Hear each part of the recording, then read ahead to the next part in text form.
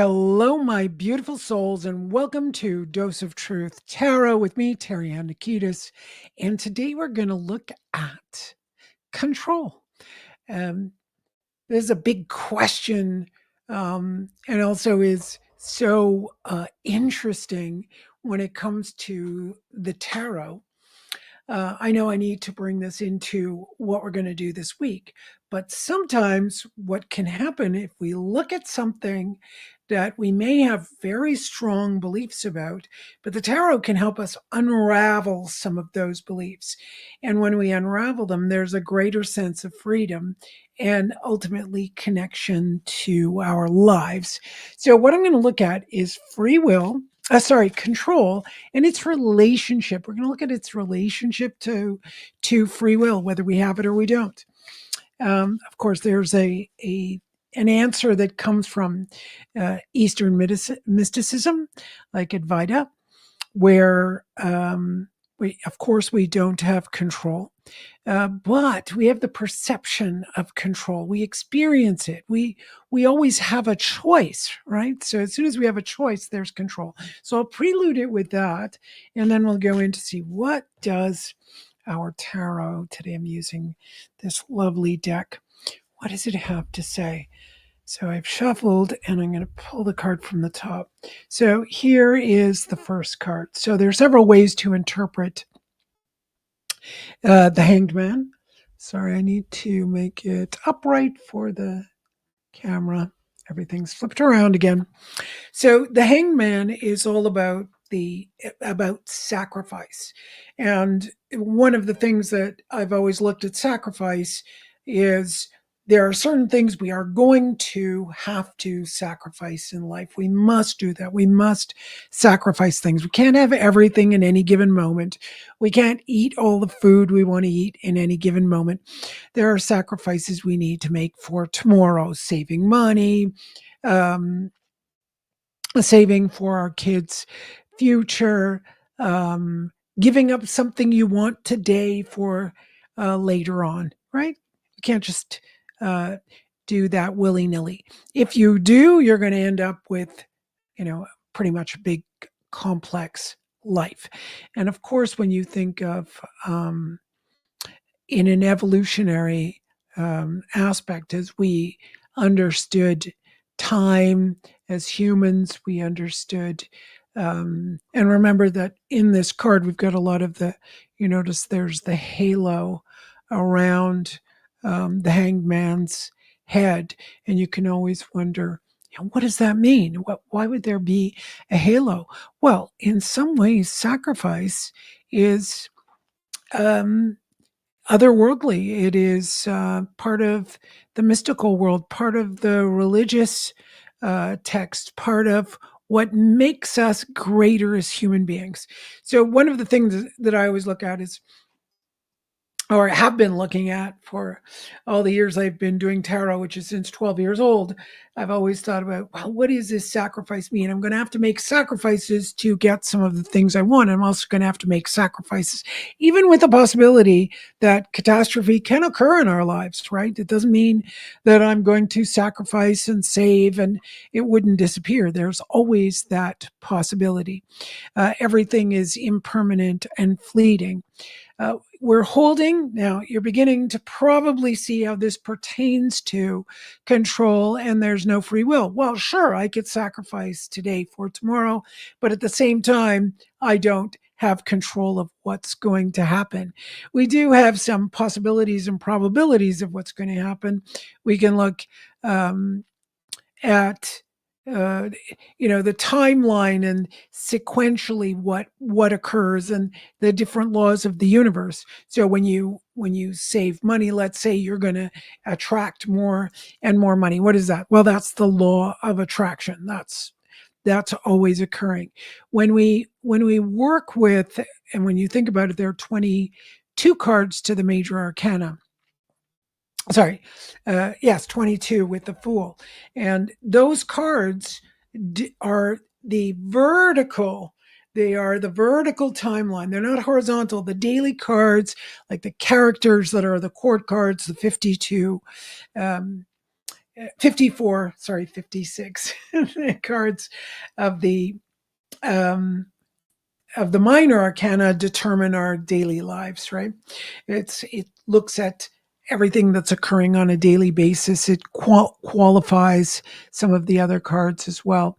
It can act as qualifiers, but the major arcana work in the vertical timeline. So when we get a major arcana like this, it is talking about something very spiritual. It is talking about something, if you use the concept of Christ, you don't have to, but this card obviously is highly representative of Christ hanging from the cross as well. So we do have that Judeo, obviously not in Judaism, but still the Judeo-Christian elements that come in of sacrifice, because the biblical stories that talk about making a sacrifice to our God. And how do we do that on a daily basis? Well, I have um, weekly, let's say I tithe or I help people out.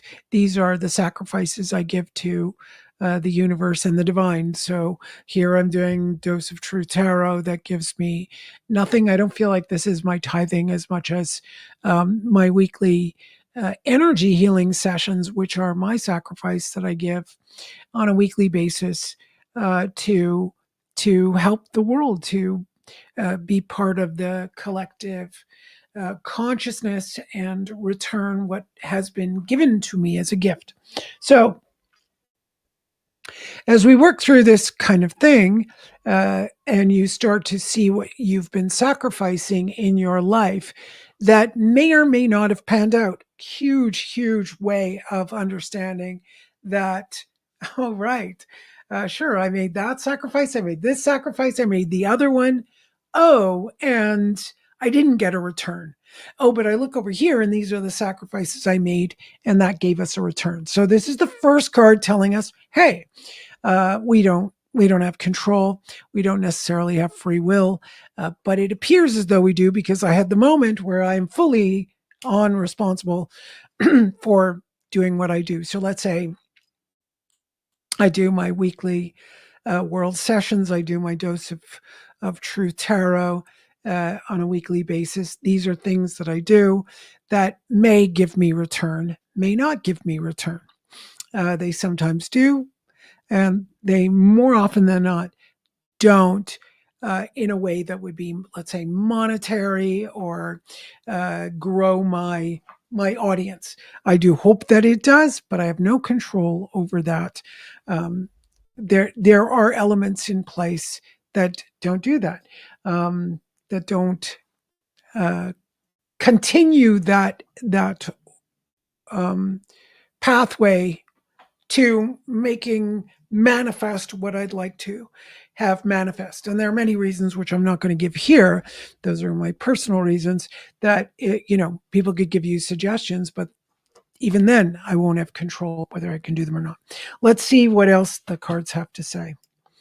So we've got now, here are I think I've already started to cover this card without even knowing that it's there. I often repeat that because we don't always know that the next card is on its way, but it does let us know, wow, okay, so we're already, I can put it this way, right? Yes, I can. So, sorry, I'm doing this the wrong way. So the second card, it looks like it's before. I'm looking both times. You can tell how my brain works switched. Okay. So this is Seven of Cups. Seven of Cups talks about all the dreams that we have. So it's literally, you need to make sacrifices for your dreams. I wonder if I've already predicted the next card. Right? You need to make sacrifices for your dreams, and whether they pan out or they don't. Well, that is so fascinating. Okay, so I've already given the entire reading without even knowing the cards. The hangman was already showing us where we were going. So we make these sacrifices whether we they pan out or they don't. And as I've already mentioned, I gave you an example of how it could pan out. It might not. It might pan out whatever dream we have or idea. I have a couple of dreams that I work through, and whether they will pan out or they don't, there can be a lot of confusion and difficulty. And that's where we don't have control. When these difficulties, when these confusions come in, they can be the ideas, what we need to implement, what we need to create. This is a great way of understanding, oh, I don't necessarily have control, but then I'm given these choices that I could make that will give me the um, uh, seeming effect that I do have control. It's hilarious, right? It does this all the time. So, it when we look at the tarot and we say, okay, can you predict whether this or that will happen? That people often ask me this, and I'll say, well, let's see what the cards have to say. Is this something that we're supposed to be predicting? Is it something that needs to happen? And sometimes people say, "Well, that's not really what I asked, um, and you're not giving me the answer." And I will often look at the cards and go, "But you are not implementing." So, for example, I had quite a few people come to me over the years and ask whether they were going to be famous. Now, there's one person who did ask me that, and I it was clear on yes, they were going to be famous, and they were doing all the things they needed to do to become famous, and they have done so in the interim. The other option was somebody would come and say, "Oh, will I become a famous actress?" and blah blah blah. And I said, no, it says no. You need to do a lot more things. And they would say, yes, but I really, really want to be an actress. And I would say, well, if I look looking at the cards, it looks to me like you haven't done anything. Have you gone to be an extra? Have you taken acting lessons? Do you have an agent? No, no, no, no, no. So that's clearly something they had control over, that they could do that.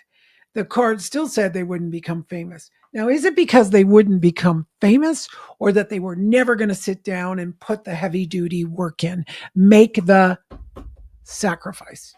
Okay, so there are a lot of things that people will not sacrifice.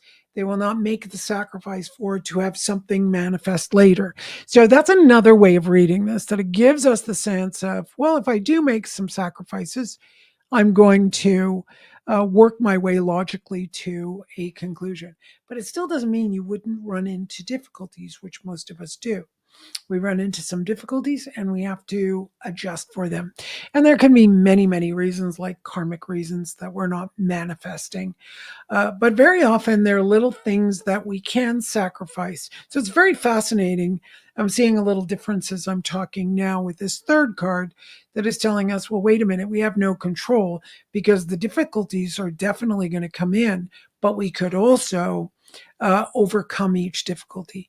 And I often think, well, what is the purpose to this life ultimately? Well, in in the way I've looked at life, and I don't think this is correct or incorrect. It's just one way of viewing things, is that I'm here to transmute my ignorance into wisdom. That's what I'm doing. Whatever I'm ignorant of, whatever remains in the darkness. So if something is in the darkness, we could say that's the devil, and the devil is blinding us to seeing what we need to see. And our mission here is to see through that blindness. So if I'm doing that, if I'm transmuting my ignorance into wisdom, and I keep doing that, if you think of Eastern mysticism and in Eastern, especially in uh, traditions like Advaita, we're looking at becoming fully self-realized. A lot of people say they want to be enlightened, but enlightenment is just to one thing. You're enlightened to one thing, and you can do that. You can focus on one thing and become enlightened to it. But fully self-realized is aware of everything in its entirety. So everything and everywhere, you can sense people across the planet. You can you can know everything. I don't know what that experience is like, but that's what I've heard it heard it described as several times from different sources. And that full self realization is the ultimate goal. Now, if that is true or it isn't, it's one of the ways I look at the world, and I always take everything with a grain of salt. Because as I age and I understand things more and more, I think of simplicity as um, the ultimate meaning, like the simple life. We go through this journey in life where that it's very um oh, we want so many things, we have all these desires, we want all the, and then all of a sudden you realize, oh, simple life. So it's the chop wood, carry water story, where this guy is chopping wood, carrying water, dreaming of, you know, going into the city, and he finally makes it into a bigger town, and he becomes a little bit successful, and he gets to go into the city, and in the city he's very, very successful. He makes lots of money, he owns a lot of property, and all he dreams about is going out to the country. So he finally goes out into the country, and he's living in the country. And there he ends up chopping wood, carrying water. So, these are things that we have to pass through. It's not like we have to understand that parable and say that's what we're going to do. We tend to go through everything because you have children, you have family, you have old age that comes in, but ultimately we come around to this very, very simple life. So that is my story for this week. I hope that it helps you understand the sacrifices you've made. I think there's one thing that it's been bothering me or niggling at me while I was doing the reading, which is every sacrifice we make, whether it works out or it does not, we must be responsible for, because there are sacrifices people make, and if they're inadequate and they're told those sacrifices are inadequate, that's very much the Cain and Abel story, and they're told that those sacrifices are inadequate, then they can become resentful, and you don't want to do that. Or when you often hear a mother, I've heard this over and over and over again. I don't. It's not so much a father energy, but it is definitely a mother energy of, after everything I did for you, you're not going to do this one thing for me. Okay. Even though I saw a show, Everybody Loves Raymond, and he was using it uh, because his mom did. His mom used it a lot, so he decided to use it. But I don't think that's a direct portrayal. I think that's more of an imitation of the mother. So yeah, I think that's important to address when you're looking at your sacrifices. Sacrifice can be something we talk about for hours upon hours. So if you have questions, and I was thinking that we need to get online live to do this so that I can have people giving me feedback and asking me questions, be a little bit more interactive. So let me know if you want to do that, and maybe I'll set that up even on YouTube. Okay, thanks everyone. Have a great week. Bye.